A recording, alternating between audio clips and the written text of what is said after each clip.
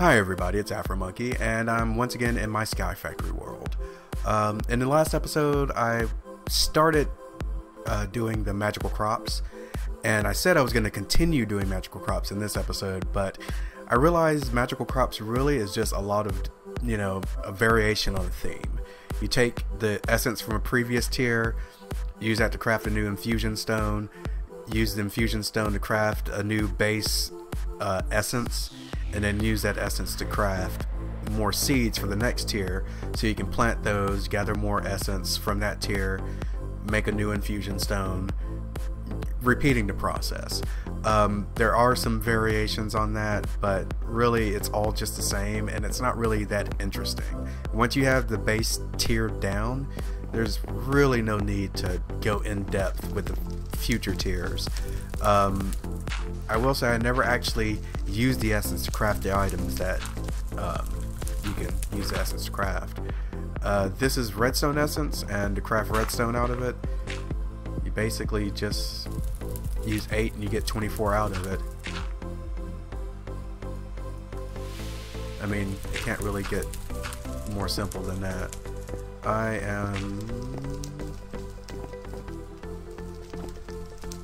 Need to make sure I don't. Oh god.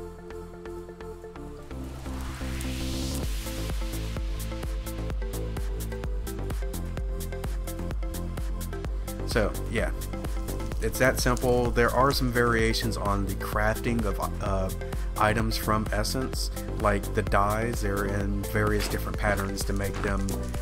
You use one pattern to make red, another pattern to make yellow, green, so on and so forth. But really, for the most part, there's not that much of a variation on the theme. I will say that some essence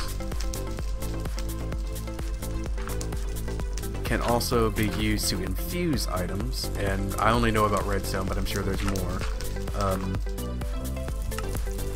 But different items to give them a different look when you place them. And also, like with the bread, it adds speed 2 for 20 seconds, so that's cool. But otherwise, magical crops, even though it's really handy, there's not much into it once you get going. It's just a lot of gathering the appropriate resources and using them to get to the next tier or to get the items that you need. I did want to go ahead and start using this mob essence though, because it's starting to stockpile over here. This is actually the second time that I've recorded this. I realized my mic wasn't working for the first one, so I'm going to redo everything to get this running, and I realized I don't have a crafting table over here, so let me go back over by my ME network to actually craft the item that I want to craft, which in this case is going to be an Auto-Enchanter. That is from the Mine Factory Reloaded mod pack.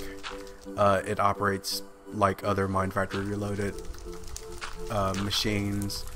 You feed it power, you feed it the appropriate resources if it needs any resources, and it does usually exactly what the name entails.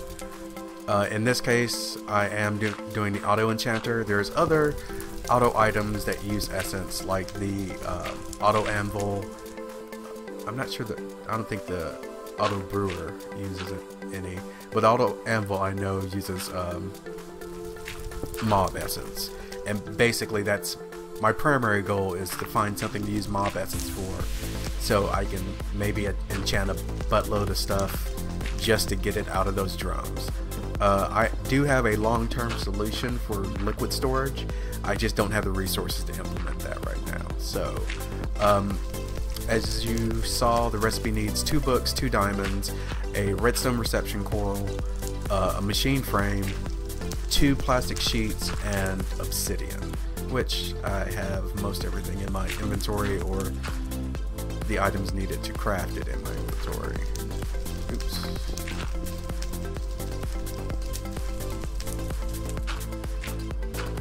Got that.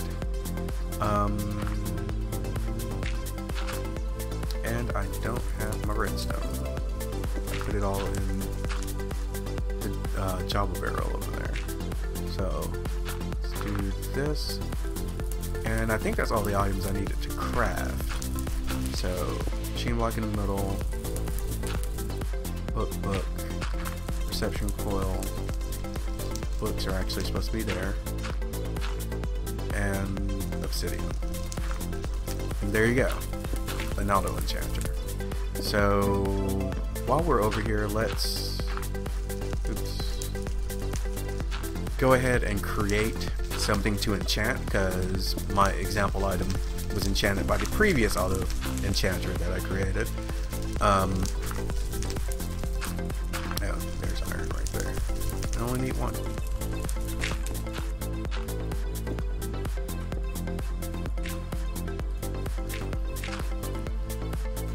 Alright. So, and we have a sword to enchant now.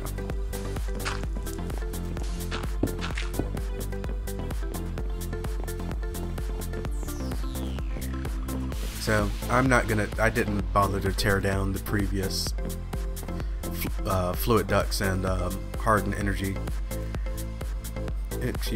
conduits to that from the previous setup. But like most Minecraft Reloaded machines, it takes power. In this case, it can take RF, MJ, and EU. It also takes mob essence. It has an internal storage of 4,000 millibuckets. This basically is how long it's going to take to enchant the particular item at the level that you've put here. You can adjust this all the way back down to 1 if you want. I actually, for the sake of example, because I have an M-bar sword that I like to use, so I'm probably not going to use this. Let's go with 3. So that's going to take 3 work ticks or whatever to work. This is only 1 tick. It pretty much, as soon as you drop something in, it usually starts working.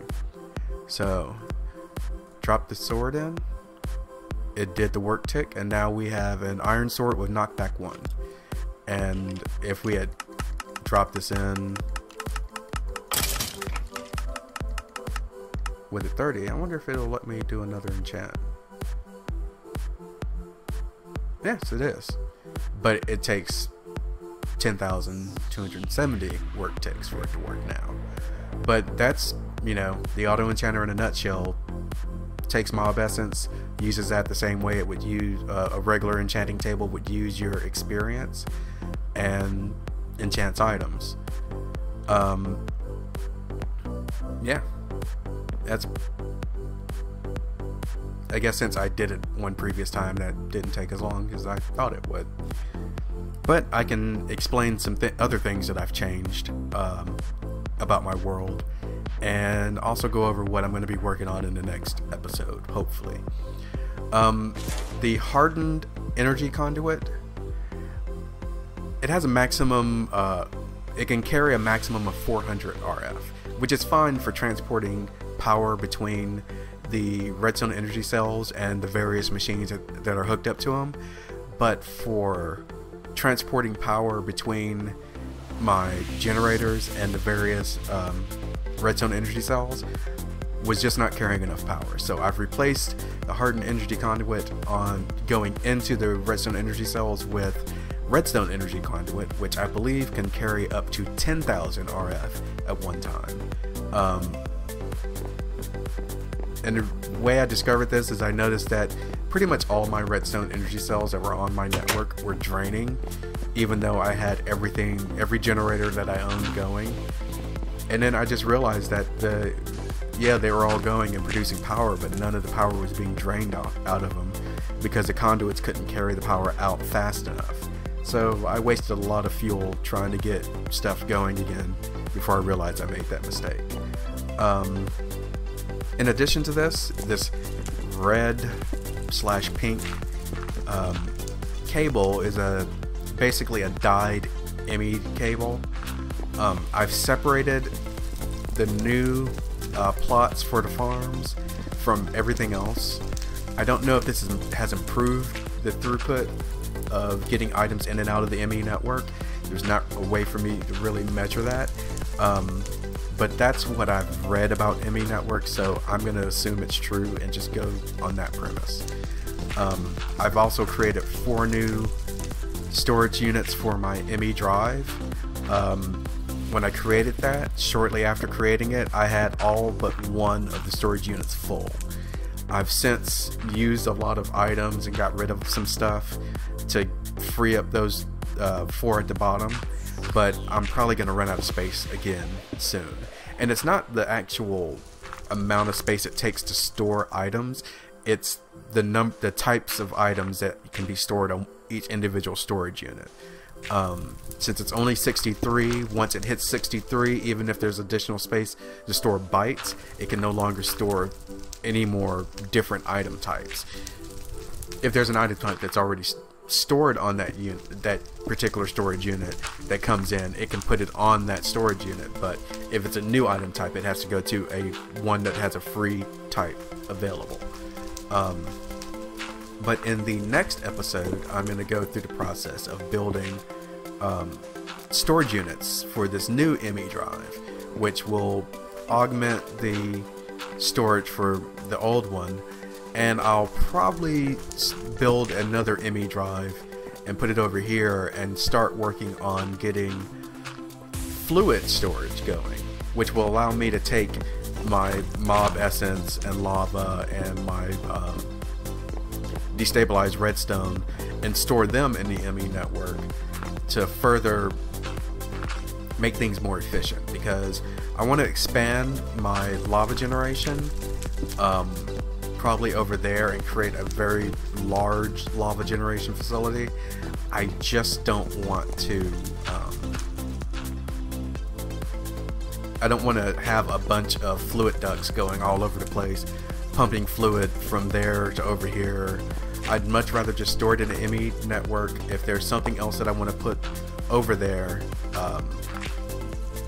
then that will hook up to the ME network, then I can, and use the same cable as I'm already using.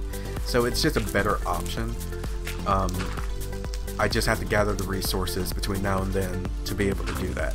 But hopefully that won't be too problematic.